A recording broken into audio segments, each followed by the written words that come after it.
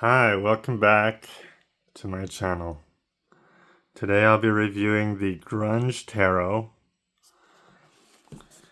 Kind of cool, something I got in kind of a blind box type of order, so it's something that I probably wouldn't have gotten on my own, and I'm very excited.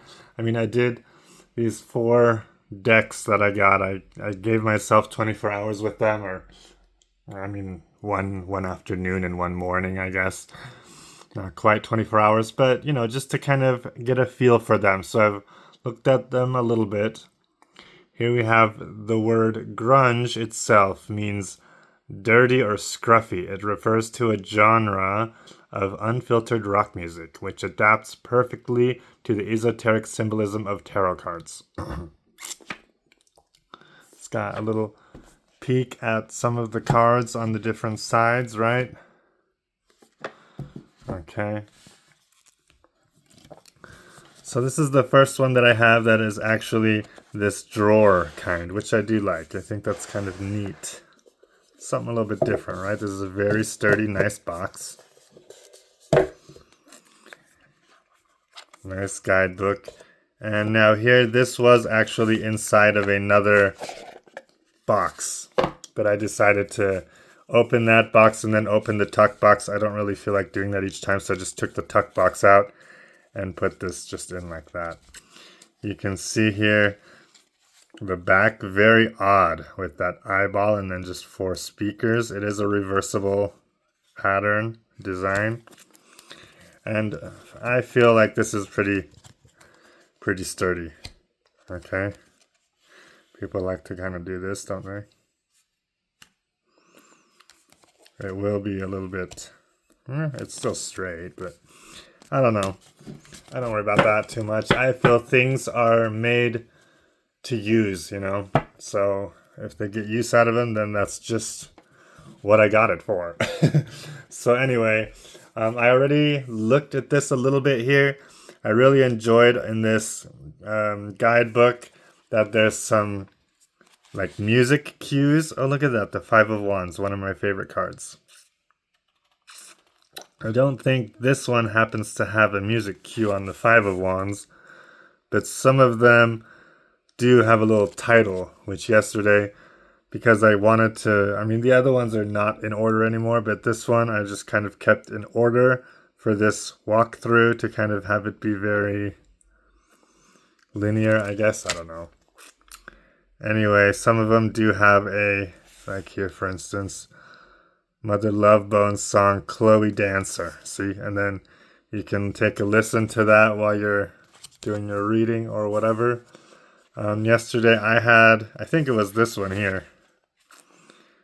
Temperance had a nice song. Oh yeah, Penny Royal Tea. What a good one. Nirvana, or Kurt Cobain, I guess. And I just put that into YouTube and got a nice live from, if you guys remember, MTV Unplugged. And this is totally the vibe I get from this guidebook, from this whole aesthetic of this deck is old YouTube. Not YouTube, sorry. Oh, I'm so confused.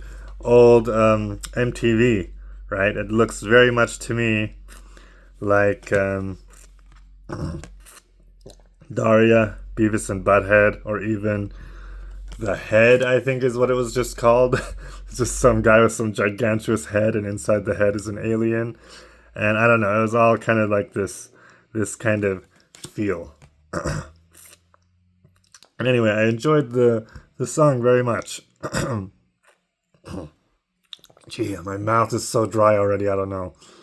Sorry about that. So I guess I'll go through this a little bit faster. Anyway, yeah, if you guys know MTV Unplugged, so Kurt Cobain just kind of sits on a stage, and David Grohl was there. Dave Grohl, I guess. And some of the other, I don't know everyone's band name, every bandmate's name. Oh, I can't talk today.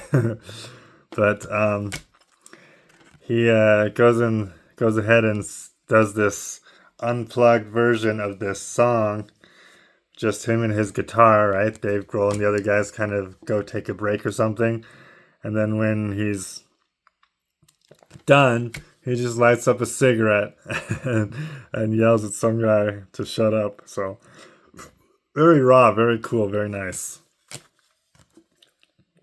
And these, I don't know if I'm going to go through every single card here. Maybe I'll go a little faster. Yeah, I don't know about that one. You know, it's the upside down cross. Hey, it fits with rock, I guess. But these cards just, they have such a bright color palette. And I usually stick to kind of the era that the tarot cards usually look like what they're in, you know, that medieval type of time. So that's kind of the aesthetic I really like from cards. And this one is obviously completely different. I do have another deck that is kind of a nowadays version of people and situations and things with cars and stuff. But this one is definitely something a little bit different for me, which first made me, you know, not too sure about it at first glance. But I am really liking this, and I'm really excited now that I've made this video to actually mix them up and then kind of pull music into it, you know, to read with this and then really look at that. That's just so interesting, isn't it? I think it is. Then to really just, here's a little more, you know, look in the guidebook, see what song it is that is corresponding with one or more of the cards I draw, and then to put that on and feel that moment. It's really something I was thinking about the other day, actually, about,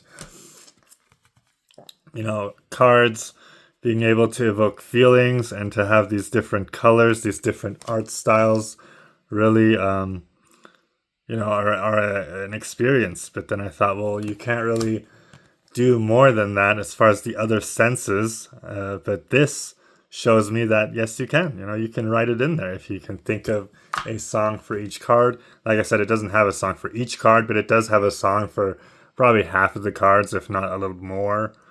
So that's kind of cool. I really like that idea of music being incorporated into our way of feeling, our understanding of this card.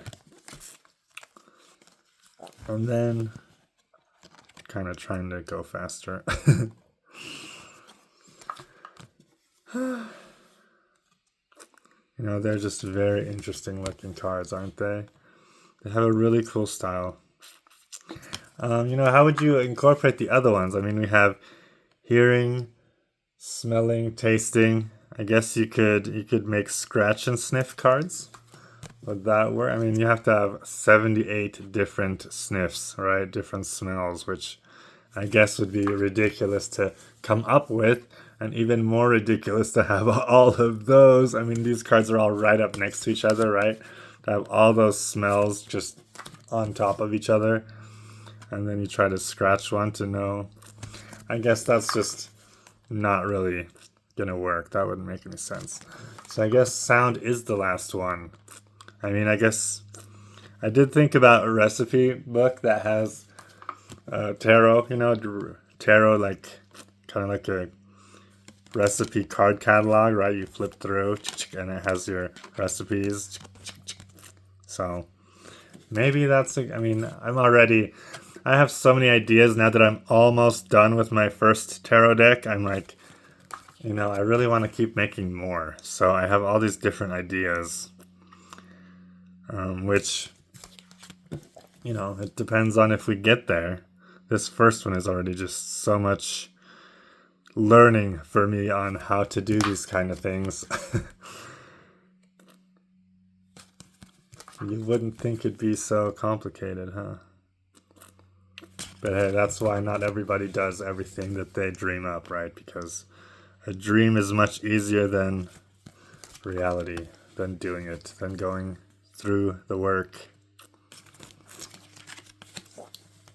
So here we are. The cups. See, he's playing some, what is that? Beer pong or something like that.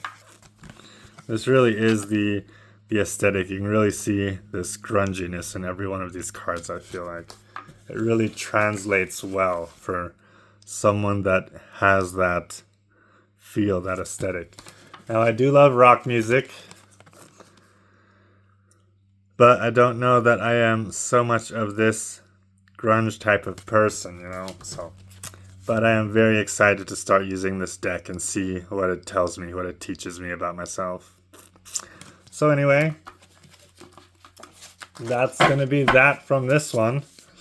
Let me know what you think. Let me know if you're a grungy guy. And hope you enjoy. Have a good day.